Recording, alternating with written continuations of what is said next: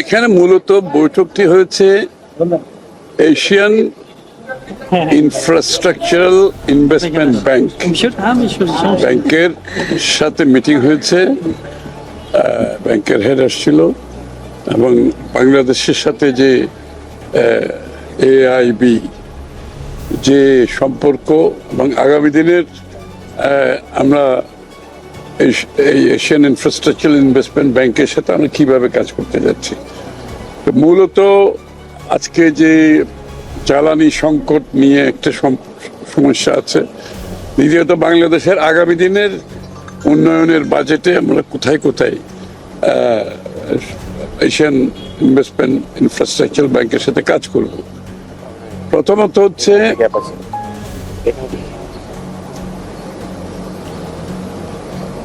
হচ্ছে জ্বালানি সংকটের কারণে যে চাপ সৃষ্টি হচ্ছে অর্থনীতির উপরে, বাংলাদেশের উপরে সারা বিশ্বের সব দেশের উপর এই চাপটা সৃষ্টি হচ্ছে। এখান থেকে বের হওয়ার জন্য আমরা বাজেট সাপোর্টের সম্বন্ধে আলাপ হয়েছে এবং তারা সম্মত হয়েছে, তারা বাজেট সাপোর্ট দেবে বাংলাদেশকে। দ্বিতীয় হচ্ছে বাংলাদেশের আবহাওয়াজনিত যে প্রজেক্টগুলো আছে ক্লাইমেটের সাথে জড়িত, এগুলোতে তারা সহায়তা দেবে, যেমন সোলার পাওয়ার সাথে জড়িত, তারপরে ইলেকট্রিক ভেহিকলস সহ যে ক্লাইমেট জনিত যে সমস্ত প্রজেক্ট আছে এখানে তারা সাপোর্ট দেবে। এখানে কিন্তু আবার জ্বালানি সংকটেরও একটা ব্যাপার জড়িত আছে, যে সৌর বিদ্যুতের সাথে আমরা সিদ্ধান্ত নিয়েছি 20 থেকে 30% বাংলাদেশে উৎপাদন করলে আমাদের জ্বালানি সংকট অনেক কমে যাবে। এখানেও তারা সম্মত হয়েছে সাপোর্ট দেওয়ার জন্য। এছাড়া আরো অবকাঠামোগত বিভিন্ন যে প্রজেক্টগুলো আছে সেখানে তারা সহায়তা দেবে এবং মূলত এই আলোচনা আর কি।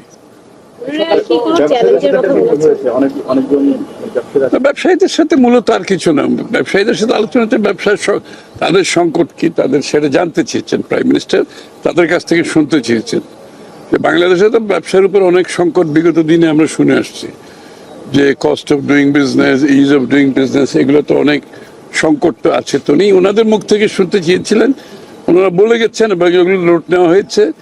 অনেক কিছুর সমাধান হয়েছে, আবার অনেক কিছু পেন্ডিং আছে, আলাপ আলোচনার মাধ্যমে সমাধান হবে।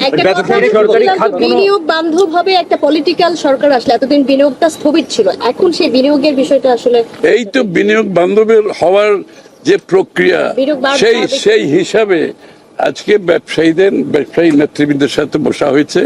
তাদের কাছ থেকে উনি শুনেছেন যে বিনিয়োগের পথে বাধা কোথায়, তাদের বিনিয়োগে বাধা কোথায় কোথায় পাচ্ছে, এগুলোর সমাধান উনি করতে চান, খুব সাহসা করতে চান এবং এইগুলো শুনেছেন। কিছু কিছু সমাধান অন দ্য স্পট দিয়েছেন, বাকিগুলো আলোচনার মাধ্যমে সমাধান দেওয়া হবে।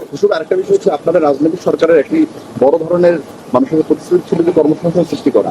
বাংলাদেশে 5 আগস্টের পর অনেক কলকারখানা বন্ধ হয়ে গিয়েছে, অনেক মানুষ বেকার হলো। সেই বেকারত্ব দূর করার জন্য আপনাদের দৃশ্যমান এগুলো আলোচনা হয়েছে যে যেই মিল কারখানাগুলি বন্ধ হয়ে গেছে এগুলোকে কিভাবে চালানো যায়, সরকারি মিল কারখানা যেগুলো বন্ধ হয়েছে এগুলোকে কিভাবে আবার শুরু করা যায়। সুতরাং সার্বিকভাবে যে নতুন প্রজেক্টের বাইরেও যেগুলো পুরনো প্রজেক্ট বন্ধ হয়ে আছে এগুলো চালু করার জন্য আলোচনা হয়েছে এবং এগুলোর উপর সমাধান দিয়ে আমরা আশা করি অনেকগুলো প্রজেক্ট চালু করা হবে, সেটা প্রাইভেট সেক্টরে হোক।